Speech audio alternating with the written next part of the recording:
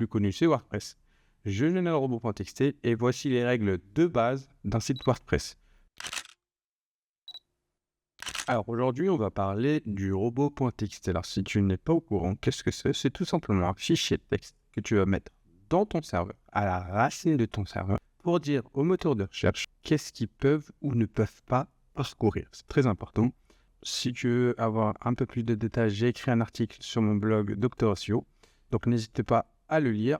Donc si tu as la moindre question, par exemple si tu comprends pas un mot, tu as juste à survoler et il y a une petite définition.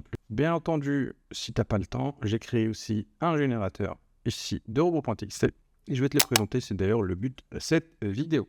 Alors le petit utilitaire se présente comme ceci.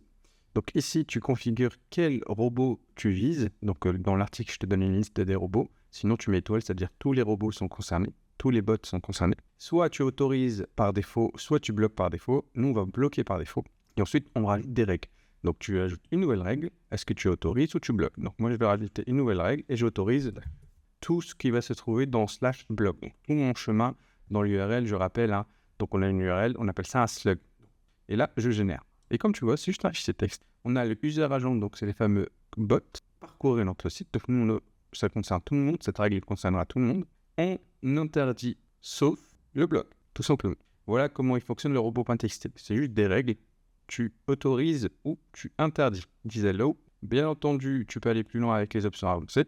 Donc moi, par exemple, je vais bloquer tous les fichiers que j'aurai ici dans mon serveur.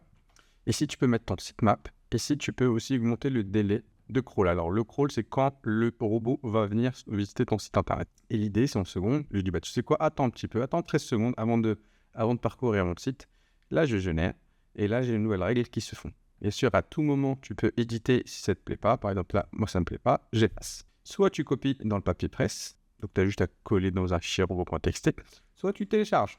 Je télécharge. Et là, j'ai bien mon robot.txt. Attention, on le renomme.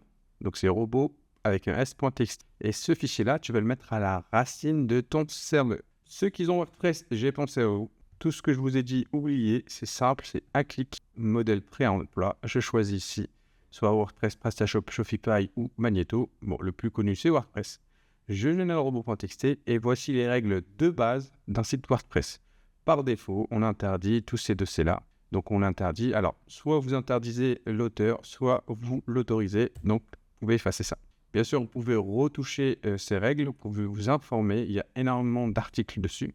Pareil, soit on copie, soit on télécharge le fichier robot.txt et on le met à la racine. Je rappelle, quand on télécharge, on va ici, allez, il est là, mon robot.txt, je le renomme bien. Ok, c'est robot avec un s.txt. Et ce fichier-là, hop, vous allez le mettre sur votre serveur. Si vous ne savez pas ce que c'est un serveur, contactez-moi, s'il vous plaît.